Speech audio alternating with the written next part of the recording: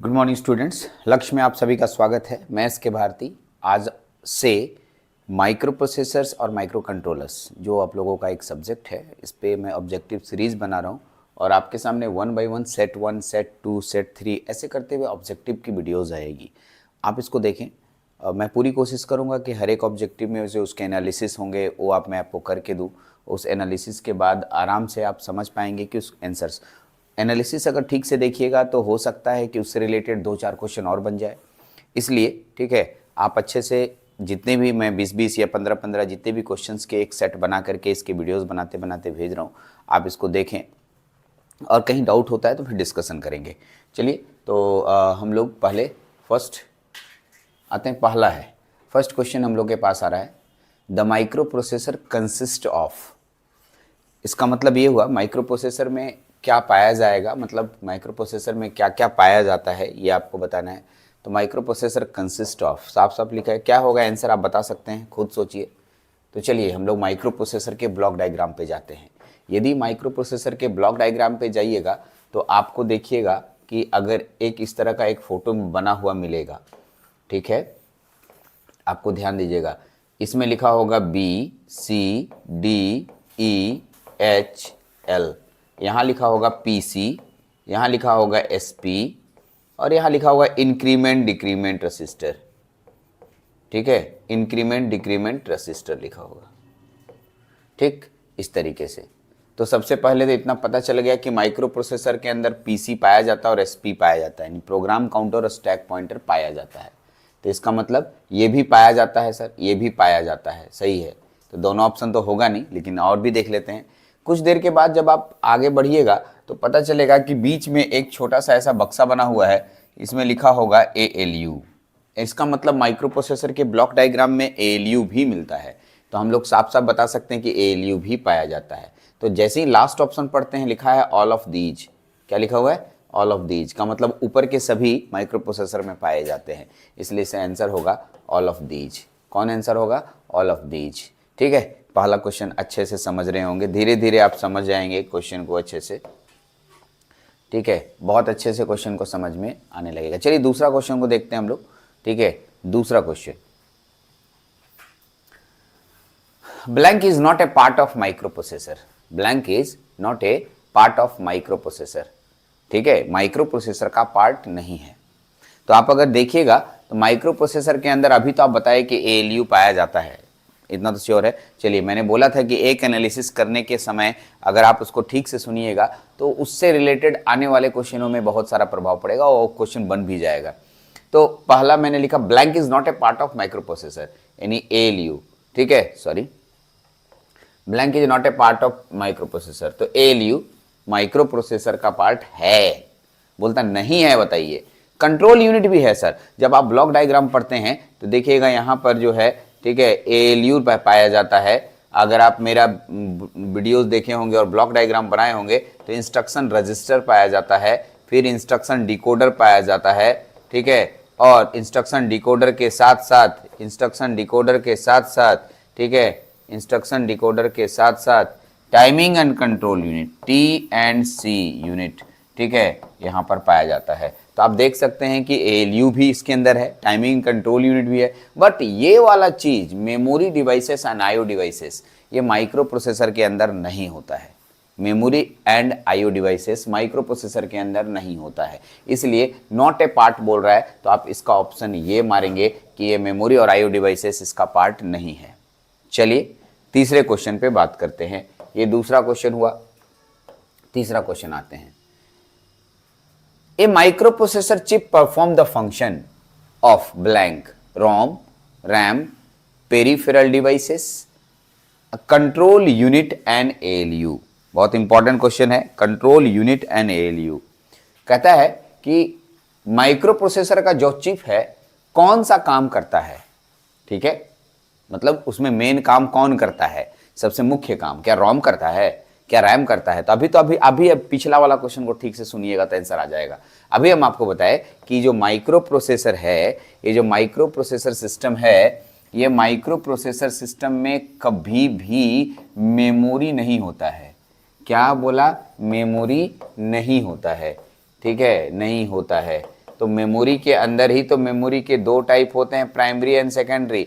इसी के अंदर रैम रोम भी आता है। हाँ जी, रैम रोम भी आता है। तो रैम रोम तो होता ही नहीं है, तो ये तो पहला ही क्वेश्चन होगा कि परफॉर्म फंक्शन रैम का नहीं करेगा, रोम का नहीं करेगा। अब है पेरिफेरल डिवाइसेस, एकदम। तो पेरिफेरल डिवाइसेस माइक्रो प्रोसेसर के फंक्शन को काम नहीं, हेल्प करने के लिए आता है। पेरिफेरल डिवाइसेस का मतलब क्या होता है? किसी भी माइक्रो प्रोसेसर के अगल बगल पड़ोसी में जो डिवाइसेस जुड़े होंगे जो उसके काम को हेल्प करेंगे, उसको हम लोग क्या कहेंगे? Peripheral devices. तो ये भी नहीं होगा। हाँ, कंट्रोल यूनिट और एएलयू, किसी भी माइक्रो प्रोसेसर के अंदर कोई काम करवाना है तो उसको करवाने के लिए दो लोग जिम्मेवार होते हैं, खासकर कंट्रोल यूनिट, मतलब वहाँ का जो कंट्रोल यूनिट होगा वो काम कराएगा, और फिर कौन सा? एएलयू बाकी काम कर देगा, मतलब अर्थमेटिक लॉजिक यूनिट। तो ये इसका आंसर, सही आंसर होगा ये तीसरा नंबर का सही answer, control unit and ALU. आप इसको पुट कीजिएगा। चलिए चौथे नंबर क्वेश्चन पे हम लोग बात करते हैं। चौथा नंबर क्वेश्चन क्या है हमारे पास? Sorry,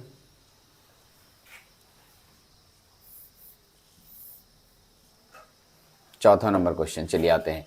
micro processor is called an n bit microprocessor. सही बात है। हम अगर किसी माइक्रो प्रोसेसर को 4 बिट बोल सकते हैं, 8 बिट बोल सकते हैं, 16 बिट बोल सकते हैं। क्या क्या बोला मैंने? 4 बिट, 8 बिट, 16 बिट, 32 बिट, कुछ भी। तो एन बिट, उसी में 4, जैसा अभी आप क्या बोला मैंने 4 बिट बोला, फिर 8 बिट बोला, ठीक है, फिर 16 बिट बोला। तो इसी के जगह पर मेरे को इतना सारा नाम ना लिख करके एन बिट बोलेंगे। कैसे बोलेंगे n bit microprocessor? N bit microprocessor कैसे कहा जाएगा? तो एन बिट माइक्रो प्रोसेसर के लिए क्या सोच करके हम एन बिट माइक्रो प्रोसेसर बोलते हैं? क्या नंबर ऑफ रजिस्टर के आधार पर, या नंबर ऑफ डेटा साइप बस के आधार पर, कि एड्रेस बस के आधार पर, कि नन ऑफ दीज? नहीं, डेटा बस के आधार पे। माइक्रो प्रोसेसर का डेटा जितना रहता है उतने ही बिट का माइक्रो प्रोसेसर को बोला जाता है। जैसे मान लिया कि 8085 के पास डेटा लाइन कितना? 8 डेटा लाइन है, तो हम लोग बोलेंगे 8 बिट माइक्रो प्रोसेसर है। यदि 4004 के पास डेटा लाइन 4 बिट का है तो वो 4 बिट माइक्रो प्रोसेसर है। यानी डेटा लाइन के आधार पे ही हम डिसाइड करते हैं कि माइक्रो प्रोसेसर कितना बिट है। यानी कि यदि कोई माइक्रो प्रोसेसर के पास, microprocessor has 16 bit data, 16 bit data, कितना डेटा बाबू? 16 बिट का। इसका मतलब वह 16 बिट वाला माइक्रो प्रोसेसर है। कोई भी माइक्रो प्रोसेसर कितना बिट का है इसको पहचानने के लिए हम लोग, कितना बिट का है उसको पहचानने के लिए हम लोग, ठीक है, उसके डाटा लाइन को जानते हैं। क्या बोला मैंने? डाटा लाइन से उसका पता चलता है। याद कर लो, कौन सा लाइन बोला मैंने? डाटा लाइन से पता चलता है। कौन सा लाइन से पता चलता है? डाटा लाइन से पता चलता है। चलिए, तो इसका मतलब इसमें आंसर कौन होगा? बी नंबर सही आंसर होगा। बी नंबर एकदम सही नंबर, सही आंसर होगा। चलिए अगला टर्म देखते हैं। नेक्स्ट क्वेश्चन पे हम लोग बात करते हैं, ठीक। चलिए नेक्स्ट क्वेश्चन क्या है? एएलयू स्टैंड्स फॉर, एएलयू, अरे यार इसमें कोई दम है, ये क्वेश्चन दे दिया आपको, क्यों दिया हम नहीं मालूम, लेकिन ये तीसरा या चौथा क्लास का बच्चा पढ़ता है। एएलयू का full form arithmetic logic unit होता है। फिर भी आप अभी नहीं जानते होंगे, वो उनके लिए अर्थमेटिक एंड लॉजिक यूनिट होगा। एएलयू का full form arithmetic and logic unit. चलिए नेक्स्ट क्वेश्चन पे बात करते हैं हम लोग। नेक्स्ट क्वेश्चन हम लोग के पास आएगा, ठीक है। Which part of the computer perform arithmetic calculation? चलिए थोड़ा सा मैं इसको समझा देता हूं। यहां पर वर्ड्स है, कौन सा ऐसा माइक्रो प्रोसेसर का पार्ट है जहां अर्थमेटिक कैलकुलेशन होता है? तो आपको याद करा दूं, आप मेरे नोट्स के एएलयू को जाके पढ़ें प्लीज, ठीक है, आंसर एकदम मिल जाएगा। एएलयू एक ऐसा रजिस्टर है, ठीक है, एएलयू 8085 में, ठीक है, 8 बिट का रजिस्टर है। कितना बिट का रजिस्टर है? 8 बिट का रजिस्टर है, ठीक है, 8 बिट का रजिस्टर है। इसमें सभी तरह के, सभी अर्थमेटिक, क्या बोला? सभी तरह के अर्थमेटिक एंड लॉजिक ऑपरेशंस होते हैं।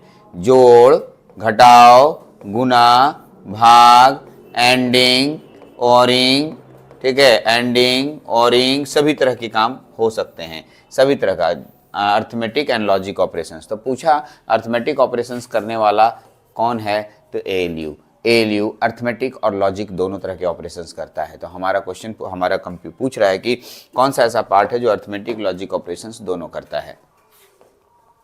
चलिए अगला क्वेश्चन पे बात करते हैं हम लोग, ठीक है। अगले क्वेश्चन पे बात करते हैं। 7वां नंबर है, the blank perform all the computation in micro processor. फिर वही बात, सेम ही क्वेश्चन को घुमा के रख दिया। कंप्यूटेशन का हिंदी होता है हल करना, माने कैलकुलेशन करना। कंप्यूटेशन का क्या मतलब होता है? कैलकुलेशन करना, कैलकुलेशन करना। ठीक है, तो कंप्यूटेशन का मतलब क्या होता है बाबू? कैलकुलेशन करना। Blank perform all the computation in micro processor. तो कैलकुलेशन कौन करता है बाबू? एलयू। एलयू ही सारा कैलकुलेशन करता है। जोड़ घटाओ गुना भाग को ही आप कैलकुलेशन बोलते हैं, इसलिए एलयू होगा। कौन सा होगा? एलयू होगा। चलिए, तो यहां से अगले क्वेश्चन पे से बाहर निकलते हैं और हम लोग, ठीक है, ओके, नेक्स्ट पढ़ते हैं। The एक्यूमुलेटर्स main purpose is. Accumulator का मुख्य काम, भले मेरी बात को सुनिए और मैं जितना बात बोल रहा हूं उसको एकदम सजे स्टोर करके रखिए दिमाग में, और उसको आगे के क्वेश्चनों में यूज होने वाला होगा भी, एकदम होगा। पहले तो एक्यूमुलेटर लिखिए। एक्यूमुलेटर का मुख्य काम मैं बता रहा हूं, जो काम बोल रहा हूं उसको 4 बार बोलते हुए रटिएगा। एक्यूमुलेटर का मुख्य काम है, एक्यूमुलेटर नाम का अगर मेरे पास कोई स्टोरेज है तो ये एएलयू को, एएलयू जो एक प्रकार का रजिस्टर है, अर्थमेटिक लॉजिक ऑपरेशंस, उसको डेटा देने का काम करता है। एएलयू को डेटा देने का काम करता है एक्यूमुलेटर। एक्यूमुलेटर एएलयू को डेटा देने का काम करता है। दूसरा, एएलयू के रिजल्ट को, एएलयू से जो रिजल्ट निकलेगा, एएलयू से जो रिजल्ट निकलेगा उसको स्टोर भी करेगा। एएलयू से जो रिजल्ट निकलेगा, जैसे मान लिया जोड़ कर लिया, जोड़ने के बाद आंसर आया, आंसर आया तो आंसर कहाँ स्टोर होगा बाबू? आंसर्स कहाँ स्टोर होगा? तो एक एएलयू में मेमोरी नहीं होता है, एएलयू मेमोरी नहीं होता है, कहाँ स्टोर होगा? एक्यूमुलेटर में, एक्यूमुलेटर में स्टोर होगा। तो एक्यूमुलेटर का दो काम, एक्यूमुलेटर का दो काम हुआ। एक्यूमुलेटर का दो काम, एक काम तो हुआ कि एएलयू को आपको, ठीक है, डेटा देना, और ठीक है उसके बाद एएलयू के रिजल्ट का, रिजल्ट को स्टोर करना, ठीक है, एक्यूमुलेटर में।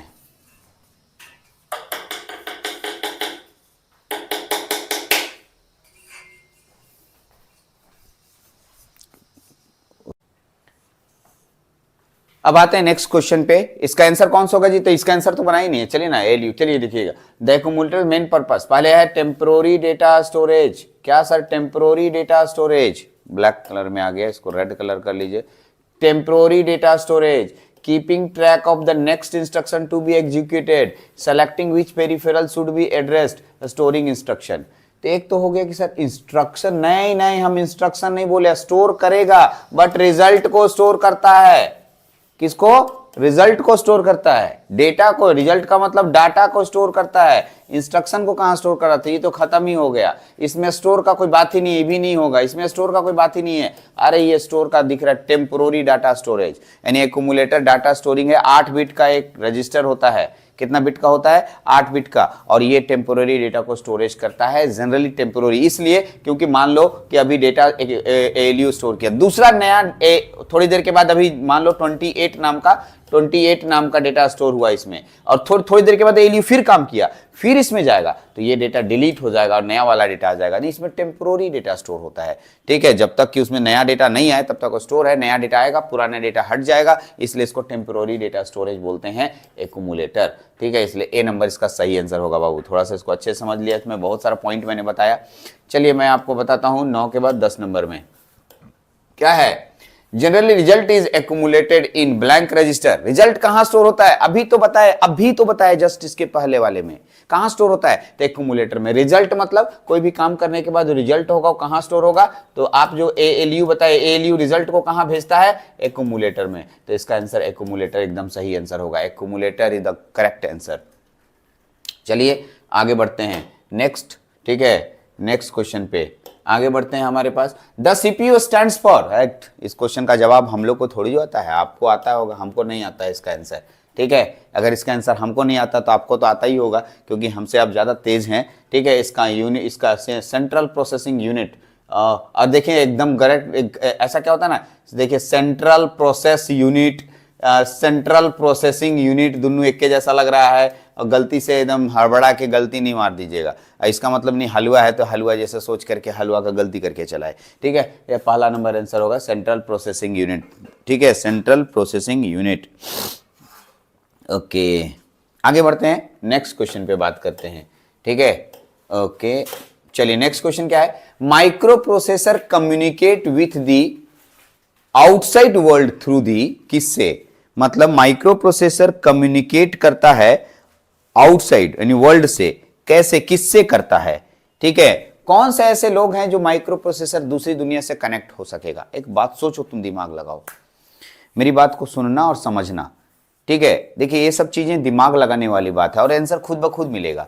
मैं माइक्रो प्रोसेसर हूं, मैं दुनिया से कनेक्ट होना चाहता हूं, क्या करूंगा दुनिया से कनेक्ट होने के लिए?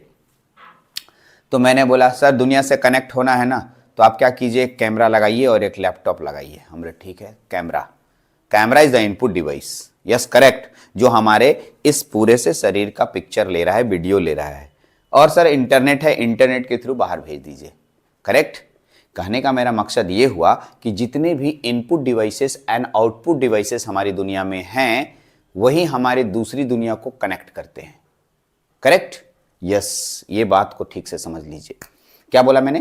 कोई भी माइक्रो प्रोसेसर अपना काम प्रोसेसिंग वाला काम कर रहा है, लेकिन दूसरी दुनिया से इस दुनिया और इस दुनिया से जुड़ने के लिए हमें इनपुट एंड आउटपुट डिवाइसेस की जरूरत पड़ेगी। और मेमोरी तो स्टोर करता है, यहां पर ऑप्शन में मेमोरी भी है, लेकिन नहीं, एएलयू अपना वर्क करता है, अरिथमेटिक लॉजिक नहीं सर, हम आईओ डिवाइसेस के बारे में बात कर रहे हैं, सॉरी, आईओ डिवाइसेस के बारे में बात कर रहे हैं। आईओ डिवाइसेस ही एक ऐसा डिवाइसेस है जो दूसरी दुनिया से आपको, माइक्रो प्रोसेसर को दूसरी दुनिया से कनेक्ट कराता है। चलिए, तो आंसर भी सीख गए होंगे अच्छे से। आगे बढ़ते हैं हम लोग नेक्स्ट क्वेश्चन पे, ठीक। Blank register gives a address of the memory location from where the next instruction to be fetched. कहता है blank register gives the address of the memory location from where the next instruction to be fetched. कौन सा ऐसा है? तब तो sir ये थोड़ा सा ऐसा नहीं लग रहा है कि जब अंग्रेजी में थोड़ा 2-3 लाइन बड़ा हो जाता है तो क्वेश्चन को समझने में परेशानी होती है? ऐसे ही आपके साथ भी हो रहा होगा एकदम। तो मेरे साथ तो हम पढ़ लिए इसलिए हमको अब मालूम है, तो मैं आपको कैसे इसका हिंट करा रहा हूं।